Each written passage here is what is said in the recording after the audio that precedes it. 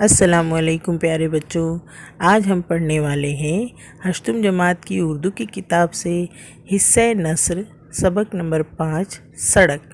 تو چلیے مطالعہ شروع کرتے ہیں۔ سبق نمبر 5 سڑک، مصنف ہیں ڈاکٹر صفدر۔ پہلی بات، راستے ہمیں منزلوں تک پہنچاتے ہیں، ان کے بغیر سفر کا تصور ہی نہیں کیا جا سکتا۔ روزانہ سڑک سے ہزاروں لوگ گزرتے ہیں، لیکن ہماری زندگی میں اس کی کیا اہمیت ہے اور بدلتے حالات نے سڑک کی معنویت کو کس طرح تبدیل کیا ہے، ان پہلوؤں پر بہت کم لوگوں نے غور کیا ہوگا۔ آس پاس بکھری ہوئی چیزوں کے ہم اتنے عادی ہو جاتے ہیں کہ ان سے متعلق کوئی نئی بات ہمارے ذہن میں نہیں آتی۔ سڑک ایک انشائیہ ہے۔ انشائیہ ہمیں زندگی کو ایک نئی نظر سے دیکھنے اور سوچنے پر آمادہ کرتا ہے۔ انشائیے میں روزمرہ کی دیکھی بھالی چیزوں کو اس طرح پیش کیا جاتا ہے کہ معنویت کے نئے نئے پہلو نکل آتے ہیں۔ جان پہچان۔ ڈاکٹر صفدر 1 جولائی 1946 کو اچل پور ضلع امراوتی، مہاراشٹر میں پیدا ہوئے۔ وروڑ میں تدریسی فرائض انجام دینے کے بعد وہ بحیثیت پرنسپل سبکدوش ہوئے۔ وہ نامور ناقد، جدید شاعر اور طنز و مزاح نگار ہیں۔ شاعری اور شیوہ پیغمبری، جدید شعری تنقید، بے آمیز تنقید، قلقلِ آب وضو اور لفظوں پر رم شاعری، آئینۂ خنداں انشائیے ان کی تصانیف ہیں۔ مثالی مدرس کے اعزاز کے علاوہ مہاراشٹر اور بہار اردو اکیڈمیوں نے انہیں انعامات سے نوازا ہے۔ ان کے تنقیدی مضامین میں بھی شگفتہ اسلوب پایا جاتا ہے۔ ان کے مزاحیہ مضامین اور انشائیے ماہنامہ شگوفہ، حیدرآباد اور دیگر اہم رسائل میں شائع ہوتے رہتے ہیں۔ میں اپنے کمرے کی اس کھڑکی میں آ بیٹھا ہوں جو ایک بھری پوری شاہراہ کی طرف کھلتی ہے۔ میرے دائیں بائیں واصف اور فضیل ہیں۔ میرے سامنے سڑک ہے۔ میں چونک پڑتا ہوں، اس لیے کہ واصف کہتا ہے یہ سڑک امراوتی سے آ رہی ہے، فضیل کہتا ہے یہ سڑک ناگپور جا رہی ہے۔ میں کہتا ہوں یہ سڑک ہے۔ کیسی عجیب بات ہے کہ سڑک بیک وقت آ رہی ہے، جا رہی ہے اور موجود بھی ہے۔ اب یہ کھڑکی جو شاہراہ کی طرف کھلتی ہے، میری سوچ کی کھڑکی بن جاتی ہے اور سڑک میرے فکر و تخیل پر رواں دواں ہے۔ سڑک کی ابتدا نقش کف پائے آدم سے ہوتی ہے۔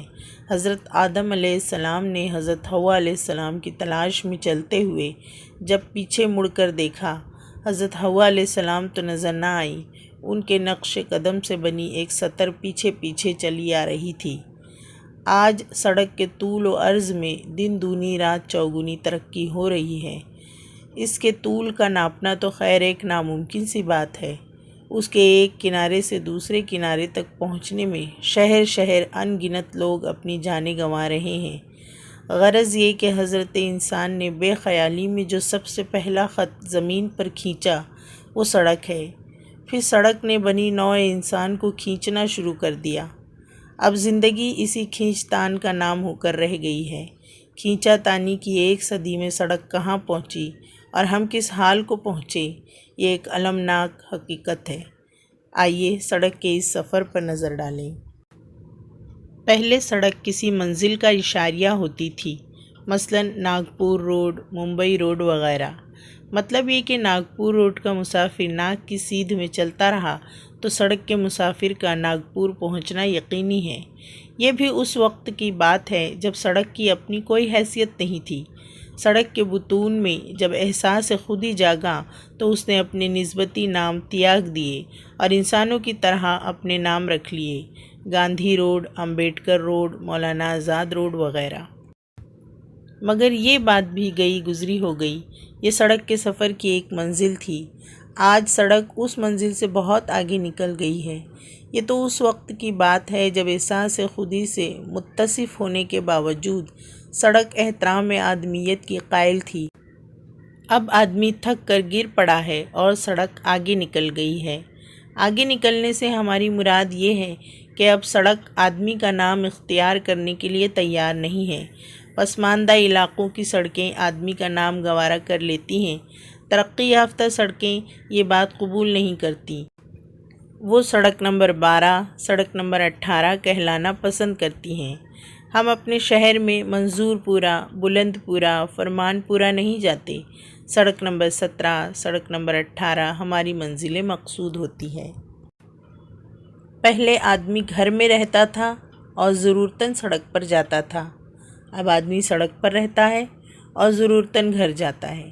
بلکہ کامیاب رہائش یہ ہے کہ آدمی سڑک اور گھر کے درمیان کی ہر حد فاصل کو ختم کر دے، سڑک ہی گھر ہو اور گھر ہی سڑک ہو۔ اس کامیابی کے حصول کے لیے ضروری ہے کہ مکان لبے سڑک ہو۔ لبے سڑک مکان کی قیمت آسمان سے باتیں کرتی ہے۔ پستیوں میں پنہاں بلندیوں کا راز یوں بھی منکشف ہوا ہے۔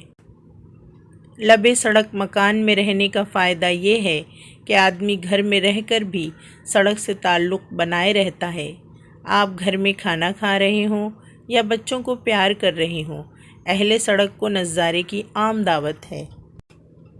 بعض اوقات تو میں یہ محسوس کرتا ہوں کہ نہ صرف مکان اور سڑک کے درمیانی پردے ہٹ گئے ہیں، بلکہ بہتی بھیڑ نے سڑک کو سڑک رکھا ہی نہیں، بہتی بھیڑ بنا دیا ہے۔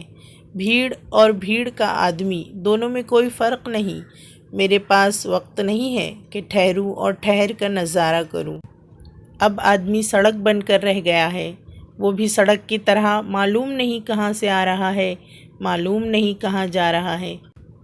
جس طرح سڑک کا کوئی اور چھور نہیں، اسی طرح اپنا حال یہ ہے کہ نہ ابتدا کی خبر ہے نہ انتہا معلوم۔ میں اپنا آپ اپنے بچوں کو سونپ رہا ہوں اور سڑکیں سڑکوں کو جنم دے رہی ہیں۔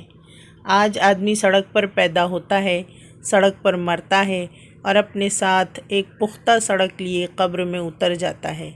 لوگ کہتے ہیں کہ مرنے والا راہی ملک بقا ہوا۔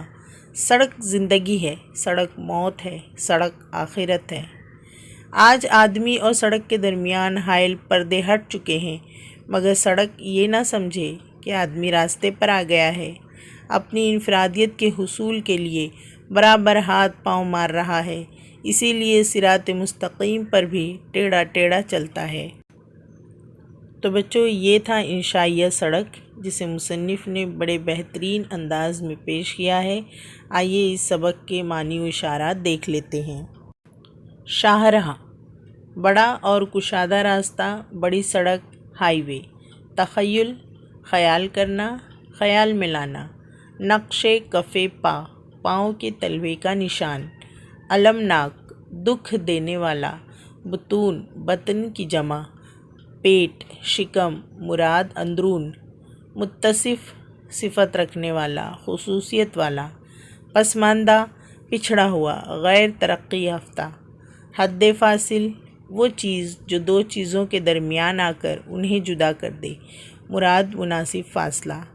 منکشف، کھلا ہوا، ظاہر، واضح۔ راہی ملک بقا ہونا، انتقال کر جانا۔ راستے پر آ جانا، صحیح مقصد کی طرف آ جانا یا بے گھر ہو جانا۔ تو بچوں، یہاں پر سبق نمبر 5 سڑک کے معنی و اشارات بھی ختم ہوئے۔ انشاءاللہ اگلی ویڈیو میں ہم مشقی سوالات حل کریں گے۔ خدا حافظ۔